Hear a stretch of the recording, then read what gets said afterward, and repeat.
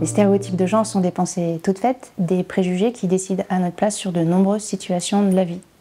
Ce sont des cognitions qui se déclenchent automatiquement, sans que nous en ayons conscience, ni même l'intention, et elles provoquent la discrimination. La discrimination est le résultat d'un processus complexe et pernicieux qui prend racine sur notre habitude à catégoriser, c'est-à-dire à mettre des personnes dans les cases. De cette catégorisation naît le stéréotype, c'est-à-dire la description associée à cette case.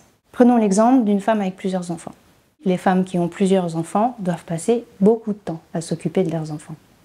Du stéréotype va ensuite naître le préjugé, soit le juger avant de connaître, le jugement associé au stéréotype. Si je ne suis pas attentive à ce processus, le risque est le passage à l'acte discriminatoire. Je ne vais pas recruter cette femme pour ce poste qui nécessite beaucoup de disponibilité. Les stéréotypes de genre nous font voir des choses qui n'existent pas. Ils décident à notre insu. Ils changent nos comportements, ils portent le risque de conflit et de discrimination et ils stigmatisent les femmes. Les stéréotypes de genre engendrent la discrimination tout au long de la vie des femmes et des hommes, mais aussi des filles et des garçons. Nous savons aujourd'hui qu'à partir de 4 ans, les enfants ont intégré des représentations genrées, à partir desquelles le pouvoir est associé au masculin et il domine le féminin. Nous savons également que les stéréotypes de genre engendrent la discrimination dans l'orientation scolaire avec des métiers genrés et féminisés et des rémunérations nettement inférieures. Et puis nous savons qu'ils provoquent des effets délétères sur les performances scolaires.